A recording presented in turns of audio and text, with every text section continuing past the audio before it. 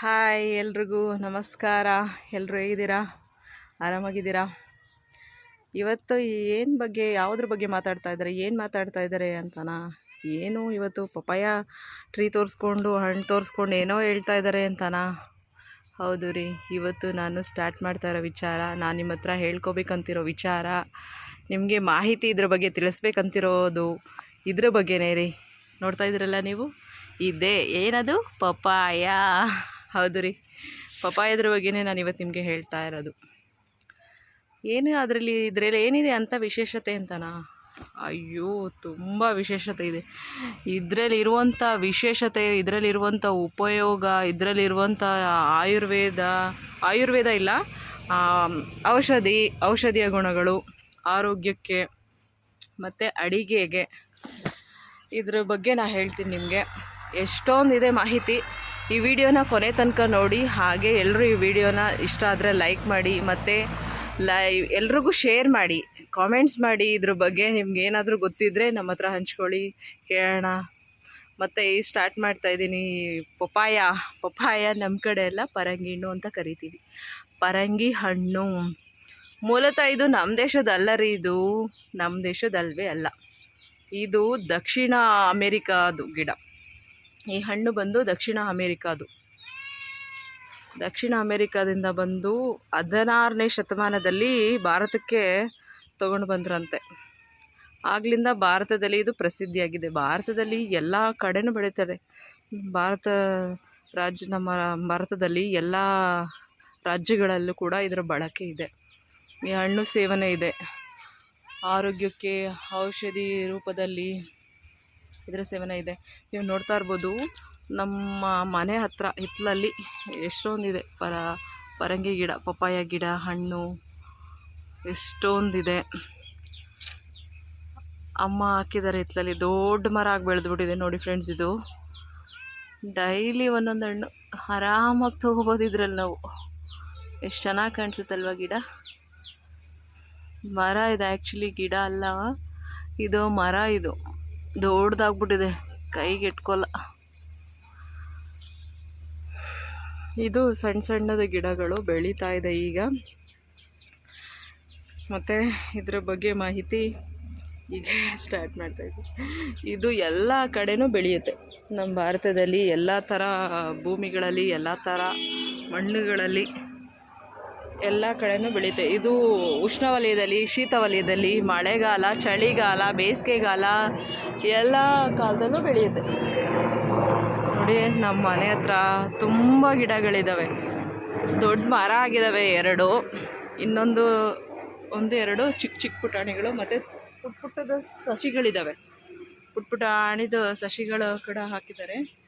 ಅದನ್ನು ಕೂಡ ಅಲ್ಲಿ ನಮ್ಮ ತೋಟದಲ್ಲಿ ಹಾಕಬೇಕು ಅಂತ ಹಾಕಿದ್ದಾರೆ. ಪುಟ್ಟದ ಬೀಜಗಳು ಹಾಕಿದ್ವಿ. ಮತ್ತು ಅಮ್ಮ ಒಂದಷ್ಟು ಹಣ್ಣುಗಳಾಗಿತ್ತು, ಅದನ್ನು ಕಿತ್ತಿಟ್ಟಿದ್ದಾರೆ. ಒಂದನ್ನು ಸಿಪ್ಪೆ ತೆಗೆದು ಇಟ್ಟಿದ್ದಾರೆ.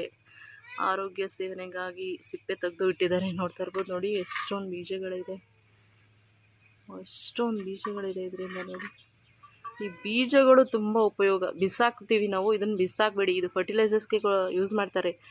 ಈ ಜಂತುನಾಶಕ ಅಂತ ಯೂಸ್ ಮಾಡ್ತಾರೆ. ಗಿಡಗಳೆಲ್ಲ ಹುಳ ಆಗಿರುತ್ತೆ ನೋಡಿ, ಹುಳಗಳು ಬಂದಿರುತ್ತೆ, ಕೀಟಗಳೆಲ್ಲ ಕುತ್ಕೊಂಡು ಗಿಡಗಳನ್ನೆಲ್ಲ ತಿನ್ಕೊಂಡು, ಯಾವುದೇ ಥರ ತರಕಾರಿ ಗಿಡಗಳು, ಹಣ್ಣು ಗಿಡಗಳಾಗಿರ್ಬೋದು, ಅದರಲ್ಲಿ ಹುಳಗಳಾಗಿರುತ್ತಲ್ಲ, ಅದಕ್ಕೆ ಈ ಬೀಜಗಳನ್ನ ಜಂತುನಾಶಕ ಅಂತ ಬಳಸ್ತಾರೆ. ಔಷಧಿ ರೂಪದಲ್ಲಿ ಗಿಡಗಳಿಗೆ ಬಳಸ್ತಾರೆ. ಈ ಹಣ್ಣನ್ನು ನಾವು ಸೇವನೆ ಮಾಡ್ತೀವಿ. ನೋಡ್ತಾ ಇದ್ರಾ, ಎಷ್ಟೊಂದು ಪುಟಾಣಿ ಗಿಡಗಳಿದೆ, ಎಷ್ಟೊಂದಿದೆ ಫ್ರೆಂಡ್. ತೋರಿಸ್ತೀನಿ ನಿಮಗೆ. ನೋಡ್ತಾ ಇದ್ದೀರಾ ನೀವು, ಕಾಣಿಸ್ತಾ ಇದೆಯಾ? ಎಷ್ಟೊಂದು ಗಿಡಗಳು ಹಾಕ್ಕೊಂಡಿದ್ದಾರೆ ಹಿತ್ತಲಲ್ಲಿ. ಹೌದು, ಇದು ಎಲ್ಲ ಥರ ಸೀಸನಲ್ಲೂ ಕೂಡ ಸಿಗುತ್ತೆ ನಮಗೆ. ಇವಾಗಂತೂ ಮಾರ್ಕೆಟಲ್ಲಿ ಎಲ್ಲ ಕಡೆನೂ ಅವೈಲೇಬಲ್ ಇದೆ. ಮಾರ್ಕೆಟಲ್ಲಿ ಯಾವ ಹಣ್ಣು ಸಿಕ್ಕಲಿಲ್ಲ ಅಂದರೂ ಪಪಾಯ ಅಂತೂ ಸಿಗುತ್ತೆ. KGಗೆ ಒಂದು 20ರಿಂದ 30 ರೂಪಾಯಿ ಇರ್ಬೋದು ಅಷ್ಟೇ. ಇದನ್ನು ತಂದು ಸೇವನೆ ಮಾಡಿ. ಆರೋಗ್ಯಕ್ಕೆ ಡೈಲಿ ತಿನ್ನೋದ್ರಿಂದ ತುಂಬ ಒಳ್ಳೆಯದಿದು. ಯಾವುದೆಲ್ಲದಕ್ಕೂ ಒಳ್ಳೆಯದು, ಯಾವ ಕಾಯಿಲೆಗೆ ಉತ್ತಮ. ಯಾರು ಸೇವನೆ ಮಾಡಬೇಕು, ಯಾರು ಸೇವನೆ ಮಾಡಿದ್ರೆ ಹೆಚ್ಚಾಗಿ ಲಾಭಗಳನ್ನ ಪಡಿಬಹುದು ಇದರಿಂದ ಅಂತ ಹೇಳ್ತೀನಿ, ಕೇಳಿ. ಮತ್ತು ಈ ಪಪ್ಪಾಯನ ಡೈಲಿ ಸೇವನೆ ಮಾಡೋದ್ರಿಂದ ನಾವು ಉತ್ತಮ ಜೀರ್ಣಕ್ರಿಯೆ ಚೆನ್ನಾಗಾಗುತ್ತೆ. ಜೀರ್ಣಕ್ರಿಯೆ ಡೈಜೆಷನ್ ಪ್ರಾಬ್ಲಮ್ ಇರೋರಿಗೆ ತುಂಬ ಚೆನ್ನಾಗಿ ಡೈಜೆಷನ್ ಆಗುತ್ತೆ, ತುಂಬ ಚೆನ್ನಾಗಿ ಡೈಜೆಷನ್ ಆಗುತ್ತೆ. ಡೈಜೆಷನ್ ಮಾತ್ರ ಅಲ್ಲ, ಇದು ಹೃದಯ ಸಂಬಂಧಿ ರೋಗಗಳಿಗೆ, BP, blood pressure, hypertension, BP ಗೆ, ರಕ್ತದೊತ್ತಡ ಇರುವವರು ಇದನ್ನು ಖಾಲಿ ಹೊಟ್ಟೆಯಲ್ಲಿ ಡೈಲಿ ದಿನನಿತ್ಯವೂ ಒಂದು ಪೀಸು ತೊಗೊಳ್ತಾ ಬನ್ನಿ. ನಿಮಗೆ ಬ್ಲಡ್ ಪ್ರೆಷರು ನಾರ್ಮಲಾಗಿ ಕಂಟ್ರೋಲಲ್ಲಿರುತ್ತೆ. ಆರಾಮಾಗಿ ಇದರಿಂದ ನಾವು ಇರಬಹುದು. BP ಜಾಸ್ತಿ ಆಗಿಬಿಟ್ಟಿದೆ ಅಂತ ಎಲ್ಲ ಯೋಚನೆ ಮಾಡೋದು ಬೇಡ. ಈ ಸೇವನೆ ಮಾಡೋದ್ರಿಂದ ಅದು BP ಕಂಟ್ರೋಲಲ್ಲಿ ಇರುತ್ತೆ. ಮತ್ತು ಶುಗರ್ ಇರೋರು ಅಷ್ಟೇ ಖಾಲಿ ಹೊಟ್ಟೆಯಲ್ಲಿ ಪಪ್ಪಾಯ ಡೈಲಿ ತಿನ್ನಿ, ತುಂಬ ಒಳ್ಳೆಯದಿದು. ಶುಗರ್ ಲೆವೆಲ್ಲು ಕೂಡ, ನಮ್ಮ ರಕ್ತದಲ್ಲಿರುವಂಥ ಶುಗರ್ ಲೆವೆಲ್ಲು ಕೂಡ ಕಡಿಮೆ ಆಗುತ್ತೆ. ಡೈಲಿ ತಿಂತಾ ಬಂದರೆ ಶುಗರ್ ಲೆವೆಲ್ ತುಂಬಾ ಕಡಿಮೆ ಆಗುತ್ತೆ. ಅತಿಯಾಗಿ ಸೇವನೆ ಮಾಡೋದ್ರಿಂದ ಶುಗರ್ ಲೆವೆಲ್ ಜಾಸ್ತಿನೇ ಲೋ ಆಗೋದ್ರಿಂದ ಆಮೇಲೆ ಸ್ಕಿನ್ ಪ್ರಾಬ್ಲಮ್ಮು, ಇಚ್ಚಿಂಗು ಆ ಥರದ್ದೆಲ್ಲ ಸ್ಟಾರ್ಟ್ ಆಗುತ್ತೆ.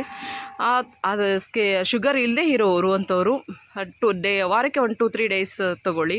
ಶುಗರ್ ಇರೋರು ಡೈಲಿ ತೊಗೊಳ್ಳಿ. ಯಾಕೆಂದರೆ ಶುಗರ್ ಪೇಷಂಟ್ಸು ಅದು ಔಷಧಿಗೆ ಅವರು ಅಡ್ಜಸ್ಟ್ ಆಗಿಬಿಟ್ಟಿರ್ತಾರೆ. ಹಾಗಾಗಿ ಅವ್ರು ಕಂಟ್ರೋಲ್ ಮಾಡೋಕ್ಕಾಗೋದಿಲ್ಲ. ಅಂಥವ್ರು ಡೈಲಿ ಪಪ್ಪಾಯ ಸೇವನೆ ಮಾಡೋದ್ರಿಂದ ತುಂಬ ಒಳ್ಳೆಯದು ಅವ್ರಿಗೆ. ಮತ್ತು ಈ ಪಪ್ಪಾಯ ಕಣ್ಣಿಗೆ ತುಂಬ ಒಳ್ಳೆಯದು. ಈ ಪಪ್ಪಾಯ ಬಗ್ಗೆ ಹೇಳ್ತಾ ಇದ್ದರೆ ಮುಗಿಯೋದೇ ಇಲ್ಲ, ಅಷ್ಟೊಂದಿದೆ ಇದ್ರ ಬಗ್ಗೆ. ಹೇಳ್ತೀನಿ, ಇನ್ನೂ ಸಾಕಷ್ಟು ಮಾಹಿತಿ ಇದೆ ಇದ್ರ ಬಗ್ಗೆ. ಒಂದೊಂದೇ ಎಲ್ಲನೂ ಹೇಳ್ತೀನಿ, ದಯವಿಟ್ಟು ಕೇಳಿ.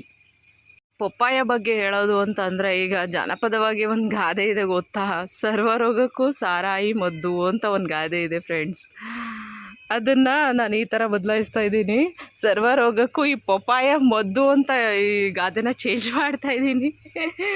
ನಿಮ್ಗೆ ಯಾವುದಾದ್ರೂ ಗಾದೆ, ಹೊಸ ಗಾದೆ ಹೇಳೋಕ್ಕಿದ್ರೆ ದಯವಿಟ್ಟು ಶೇರ್ ಮಾಡಿ, ಹಂಚ್ಕೊಳ್ಳಿ ಆಯಿತಾ, ನಾವು ಕೇಳೋಣ.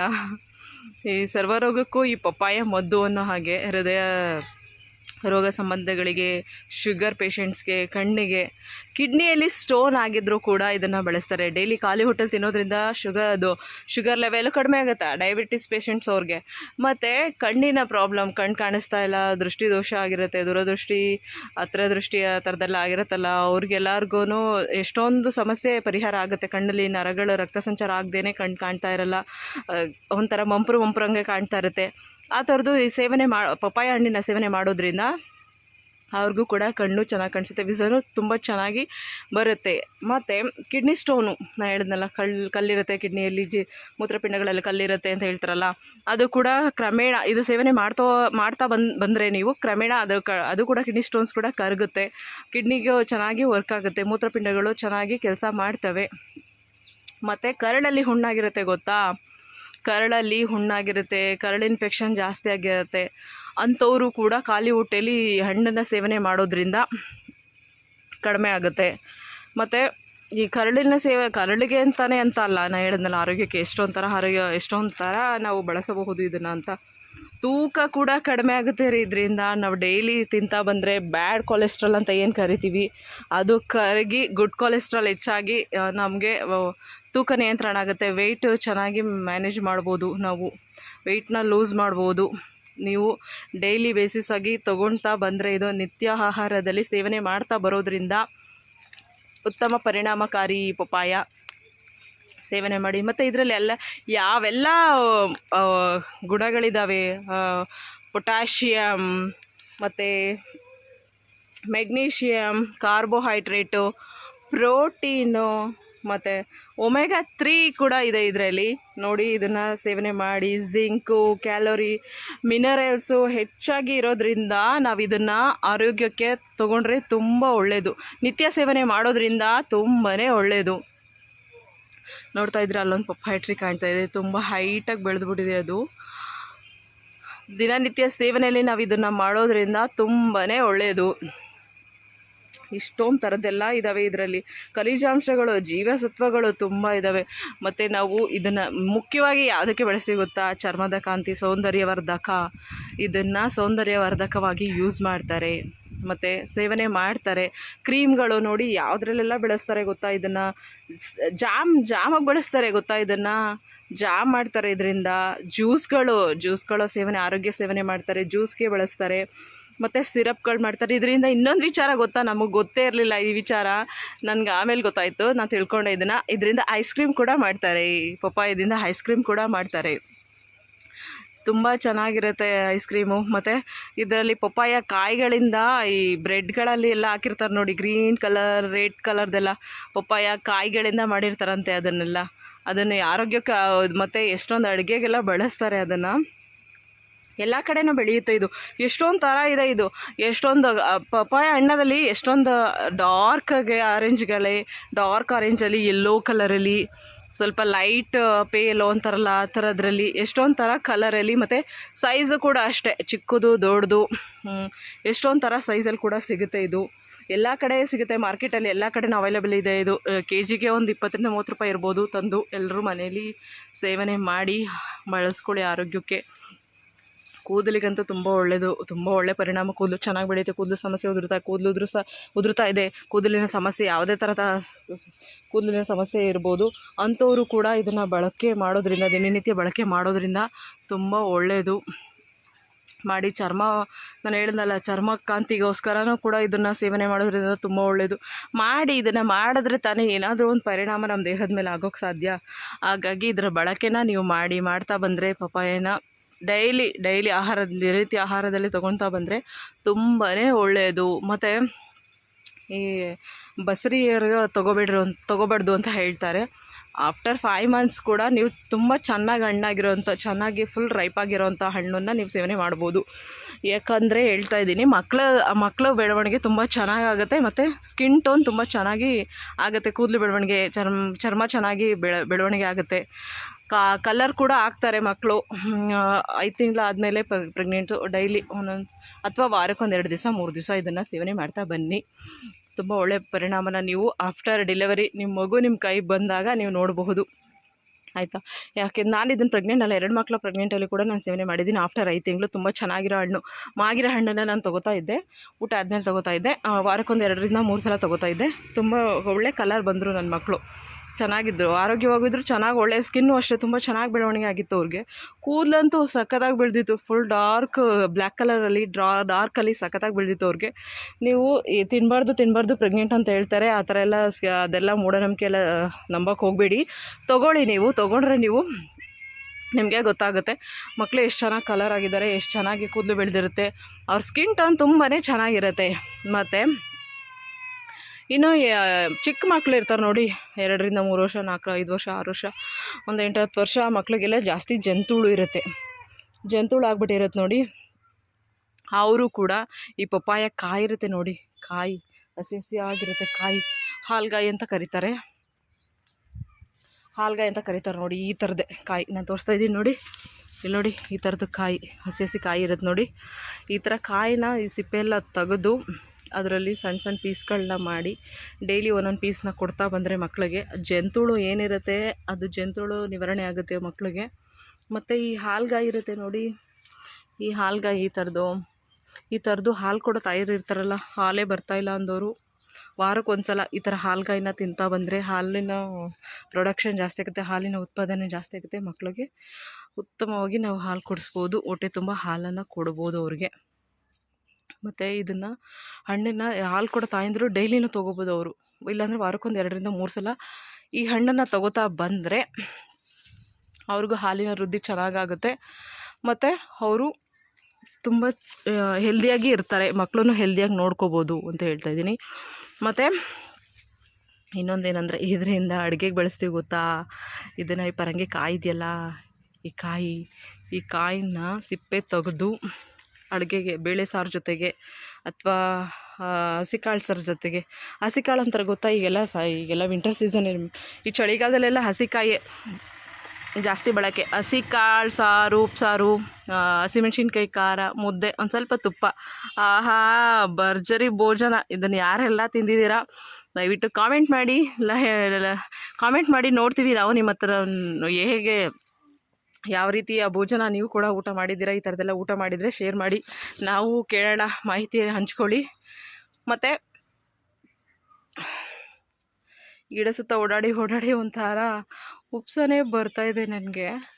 ಸ್ವಲ್ಪ ಹೊತ್ತು ಕೂತ್ಕೊಂಡು ಮಾತಾಡ್ತೀನಿ, ಇನ್ನೊಂದಷ್ಟು ಮಾಹಿತಿ ಇನ್ನೊಂದಷ್ಟು ಹೇಳೋದಿದೆ ಇದಕ್ಕೆ. ಜ್ವರ ಇವಾಗ ಮತ್ತು ಇದನ್ನು ಈ ಸಸ್ಯ ಎಲೆಗಳು ನೋಡ್ತಾ ಇದ್ದೀರಾ, ತುಂಬ ಹಚ್ಚ ಹಸಿರಾಗಿ ಬೆಳೆದಿರುತ್ತೆ ಈ ಎಲೆಗಳು.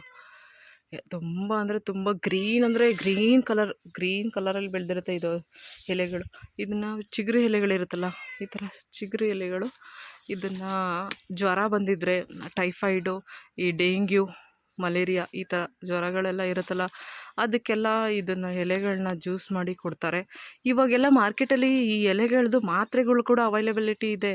ಈ ಮಾತ್ರೆಗಳೆಲ್ಲ ಮಾಡಿದ್ದಾರೆ, ಔಷಧಿಗಳನ್ನ ಮಾರ್ಕೆಟಲ್ಲಿ ಬರ್ತಾಯಿದೆ, ಸಿಗುತ್ತೆ ಇವಾಗ.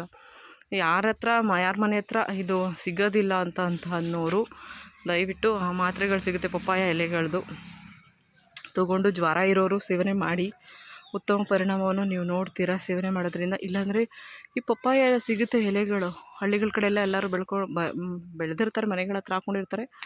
ಅಂಥವ್ರು ಈ ಎಲೆಗಳದ್ದು ಜ್ಯೂಸ್ ಮಾಡಿಕೊಂಡು, ಜ್ವರ ಜಾಸ್ತಿ ಇರೋರು ದಿನಕ್ಕೆ ಎರಡು ಸಲ ತೊಗೊಳೋದ್ರಿಂದ ಜ್ವರ, ಯಾವುದೇ ಥರ ಜ್ವರ ಆಗಿರ್ಬೋದು, ಜ್ವರ ಕಡಿಮೆ ಆಗುತ್ತೆ.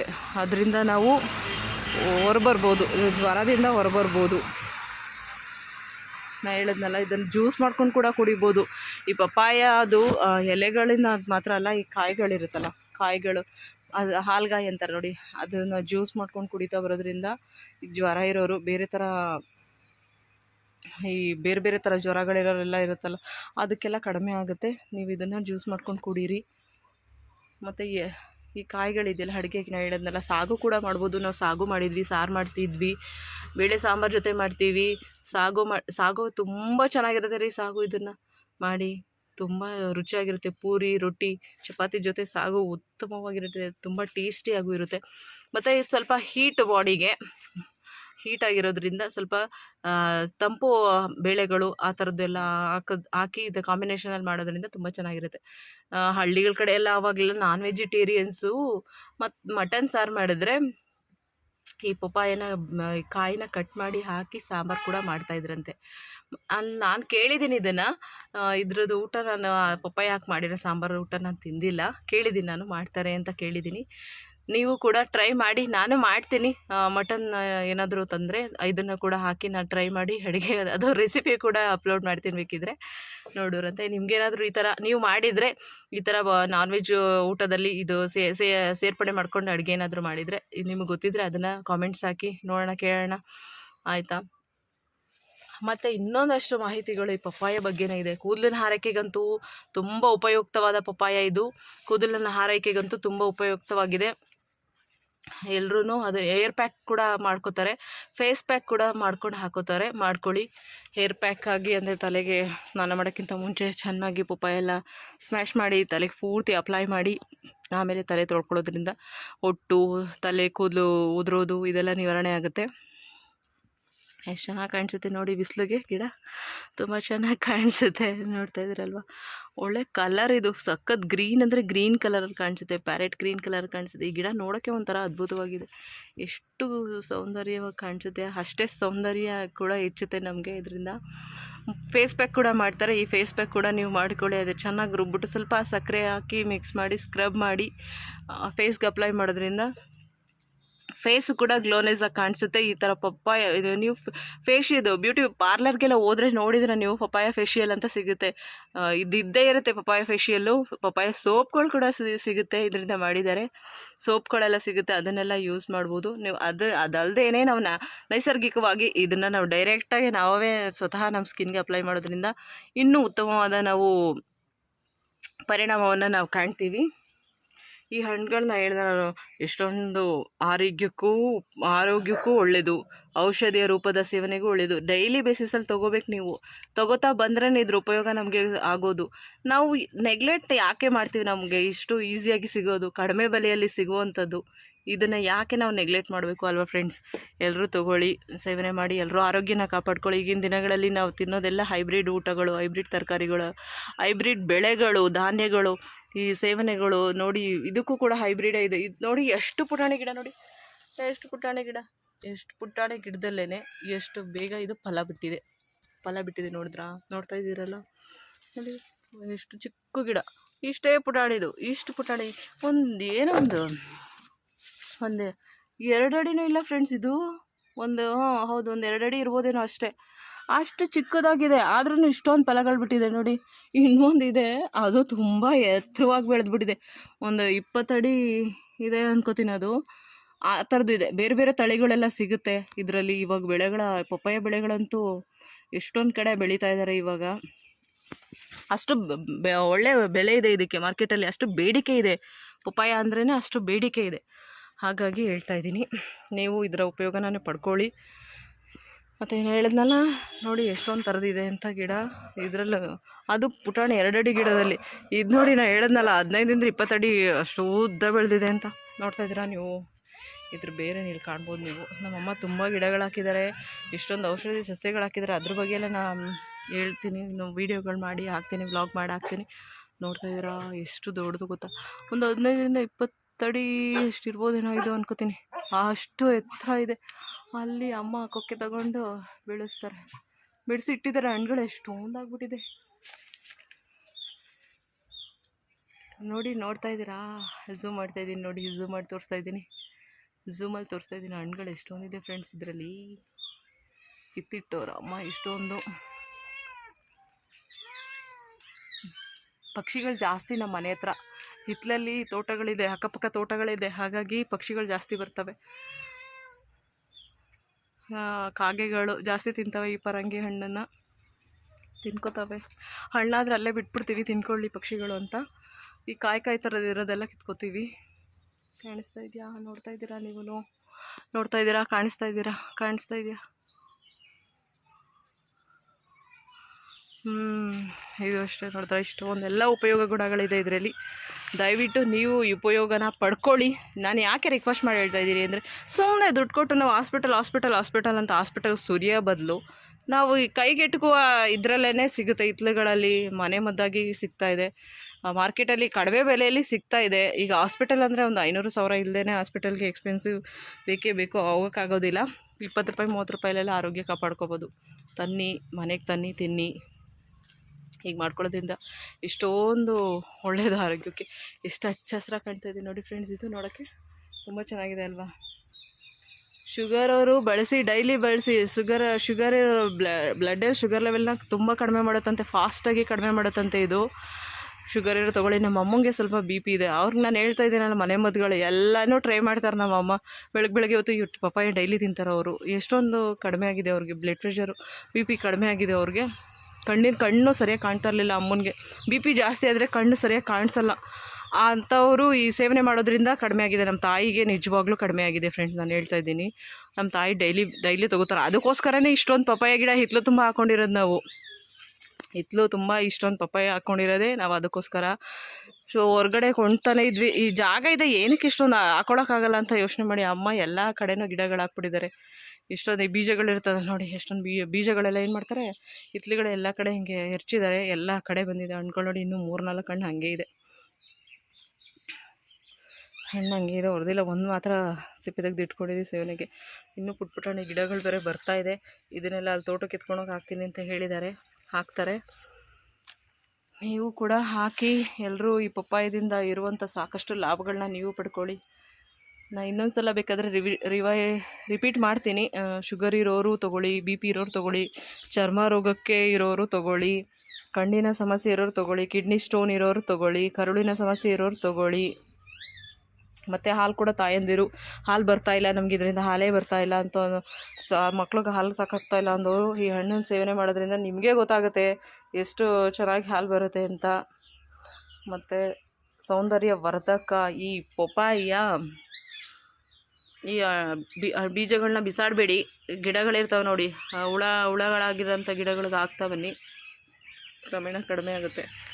ಇನ್ನೊಂದಷ್ಟು ಹೇಳ್ತಾರೆ, ಇದರಿಂದ ಈ ಬೀಜಗಳ ಸೇವನೆ ಮಾಡೋದ್ರಿಂದ ಹೊಟ್ಟೆಲಿ ಯಾವುದೇ ಥರ ಹುಳ ಇದ್ದರೂ ಕೂಡ ಹುಳಗಳು ಸತ್ತೋಗುತ್ತೆ ಅಂತ ಹೇಳ್ತಾರೆ. ಖಾಲಿ ಹೊಟ್ಟೆಲಿ 1 ಸ್ಪೂನು ತಿಂಗ್ಳಿಗೊಂದು ಸಲನೋ ವಾರಕ್ಕೊಂದು ಸಲನೋ ತೊಗೊಳ್ಳಿ. ಈ ಬೀಜಗಳು ತೊಗೊಂಡ್ರೆ ಯಾವುದೇ ಥರ ಈ ಕ್ಯಾನ್ಸರ್ದು, ಎಸ್ಪೆಷಲಿ ಕ್ಯಾನ್ಸರ್ ರೋಗಿಗಳಿಗೆ ಮದ್ದಾಗಿ ಬಳಸ್ತಾರೆ ಇದನ್ನು. ಪಪ್ಪಾಯ ಸೇವನೆ ಕ್ಯಾನ್ಸರ್ ರೋಗಿಗಳಿಗೂ ಕೂಡ ವಾಸಿ ಮಾಡುತ್ತಂತೆ. ಕ್ಯಾನ್ಸರ್ ಬ್ಯಾಕ್ಟೀರಿಯಾಗಳನ್ನ ಸಾಯಿಸುತ್ತಂತೆ ಇದು, ಮತ್ತು ಬೆಳೀದಂಗೆ ತಡೆಯುತ್ತಂತೆ. ಹಾಗಾಗಿ ಕ್ಯಾನ್ಸರ್ದು ಬಗ್ಗೆ ನನಗೆ ಅಷ್ಟು ಮಾಹಿತಿ ಇಲ್ಲ. ನೀವು ಕೂಡ ಬಳಸಿ. ಇದನ್ನ ಆರೋಗ್ಯಕ್ಕೆ ಇಷ್ಟು ಒಳ್ಳೇದು ಮಾಡುತ್ತೆ ಅಂದರೆ ಕ್ಯಾನ್ಸರ್ ಬ್ಯಾಕ್ಟೀರಿಯಾಗಳನ್ನ ತಡೆಯುತ್ತೆ ಇದು. ಜ್ಯೂಸ್ಗಳು ಇದು ಹಾಗೆ ತೊಗೊಳಕ್ಕೆ ಇಷ್ಟ ಇಲ್ಲ ಅಂದವರು ಇದನ್ನು ಕಟ್ ಮಾಡಿ ಜ್ಯೂಸ್ ಥರ ತೊಗೊಳ್ಳಿ. ನೋಡಿ ಈ ಕಾಯಿ ಬಳಕೆ ನಮ್ಮಲ್ಲಿ ಕಾಯಿ ಕೂಡ ಬಳಕೆ ಮಾಡ್ತೀವಿ. ನಾನು ಹೇಳೋದಲ್ಲ, ಬೆಳಗ್ಗೆ ಖಾಲಿ ಹೊಟ್ಟೆಲಿ ಒಂದೊಂದು ಪೀಸು ತೊಗೊಂಡ್ರೆ ತುಂಬಾ ಒಳ್ಳೆಯದು ಕಾಯಿ ಬಳಕೆಯಿಂದ. ಅದನ್ನು ಸಾಂಬಾರಿಗೂ ಬಳಸ್ತಾರೆ. ಸಾಂಬಾರಿಗೆ ಮಾಡಿ ಇಟ್ಟಿರೋದು ಅನ್ಕೋತೀನಿ, ಇನ್ನೊಂದು ಸ್ವಲ್ಪ ಎತ್ತಿಟ್ಟಿದ್ದಾರೆ ಅಮ್ಮ. ಅದನ್ನು ನಾವು ಸಾಂಬಾರಿಗೆ ಈ ಥರ ಹಸಿ ಕಾಯಿನ ಬಳಸ್ತೀವಿ. ಸಾಂಬಾರಿಗೆ ಸಾಗು ಮಾಡಿದ್ದೀವಿ, ತುಂಬ ಚೆನ್ನಾಗಾಗಿದೆ. ಸೂಪರ್ ರೆಸಿಪಿ ಅದು ಸಾಗೋದು. ನಾನು ಬೇಕಾದ್ರೆ ರೆಸಿಪಿ ಅದು ವಿಡಿಯೋ ಮಾಡಿ ಅಪ್ಲೋಡ್ ಮಾಡ್ತೀನಿ, ನೋಡಿ ಬೇಕಿದ್ರೆ ನೀವು. ಇದು ಹಣ್ಣನ್ನು ಜ್ಯೂಸ್ ಕೂಡ ಮಾಡಿ ತೊಗೊಳ್ಳಿ, ಚೆನ್ನಾಗಿ ಸೋಸಿ ಬಟ್ಟೆಯಲ್ಲಿ ಸೋಸ್ಕೊಂಡು ಕೂಡ ತೊಗೋಬೋದು. ಪ್ಲೇನ್ ಜ್ಯೂಸ್ ಬೇಕು ಅಂತಂದವರು ಈ ಹಣ್ಣನ್ನು ಸೇವನೆ ಮಾಡಿ ಆರೋಗ್ಯಕ್ಕೆ ತುಂಬ ಒಳ್ಳೆಯದು.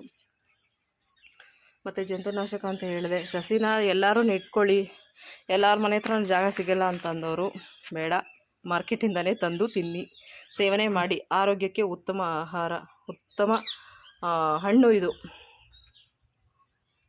ರೋಗ ನಿರೋಧಕ ಶಕ್ತಿ ಹೆಚ್ಚಾಗಿರೋದ್ರಿಂದ ಇದರಲ್ಲಿ ಪಪಾಯಿ ಅಂತ ಕಿಣ್ವ ಇರೋದ್ರಿಂದ ಇದು ರೋಗ ನಿರೋಧಕ ಶಕ್ತಿನ ಹೆಚ್ಚು ಮಾಡುತ್ತೆ. ಆರೋಗ್ಯವನ್ನು ತುಂಬ ಚೆನ್ನಾಗಿ ನಾವು ನೋಡ್ಕೋಬೋದು. ನಾನು ಹೇಳೋದ್ನಲ್ಲ ಆಗಲೇ ಜಾನಪದವಾದ ಗಾದೆ, ಸರ್ವರೋಗಕ್ಕೂ ಪಪಾಯಿ ಮದ್ದು, ಸರ್ವರೋಗಕ್ಕೂ ಪರಂಗಿ ಹಣ್ಣು ಮದ್ದು ಅಂತ. ನಾನೀಗ ಈ ಗಾದೆನ ಬದಲಾಯಿಸಿದ್ದೀನಿ.